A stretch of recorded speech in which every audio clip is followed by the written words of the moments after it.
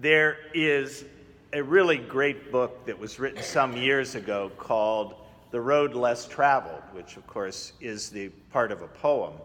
The man who wrote it is a psychologist, but the book begins with a very troubling line. It's not the way you would want. It's a nice self-help book. In fact, it's one of the great books on self-help. But it begins like this: life is hard. That's the first sentence of the book. Life is hard. And we hear St. Paul at the very beginning of this, in his letter, talking about how hard life is. I mean, when this is written, he's on trial in Rome, in front of Nero. Now, as we know, Nero loved to torture Christians. It was like his passion to torture Christians. So Paul is asked to have a trial because he's a Roman citizen. Obviously, this is not going well, because everybody has deserted him except Luke, who is also the writer of that story. So, you have to sit there and go, well, okay, life is hard. I mean, we worry about our lives, don't we? I mean, if our phones don't work, it's troubling. Those are the things we worry about, whether our car runs or our phone app or we want to do something and there's not an app for that. How come there's not an app for that?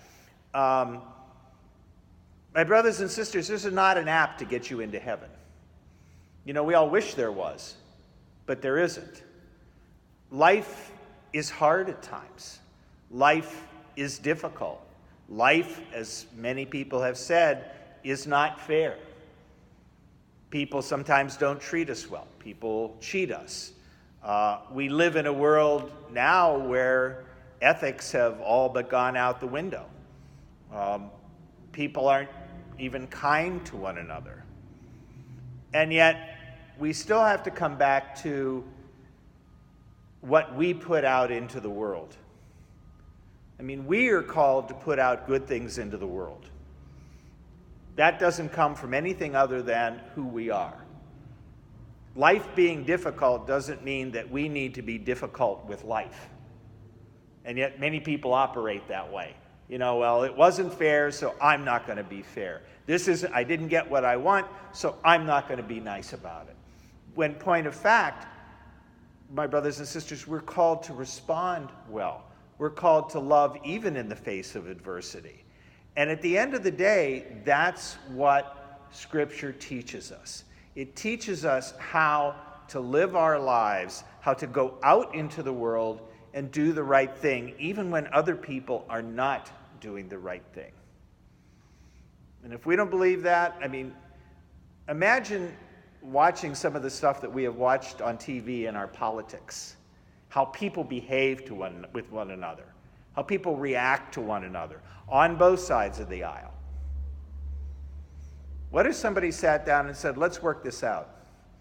What if somebody sat down and said, we really need to talk. We need to stop yelling at each other. We need to start talking to each other. If our children yelled at each other, we'd correct them. But it's okay for adults to yell and scream and say bad things to one another. We're reminded today by our Scripture that in the face of persecution, the apostles, the disciples, the Christians persevered, even in the face of death.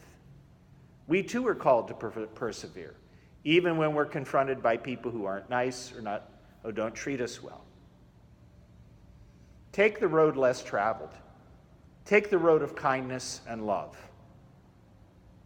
Because at the end of the day, life is difficult.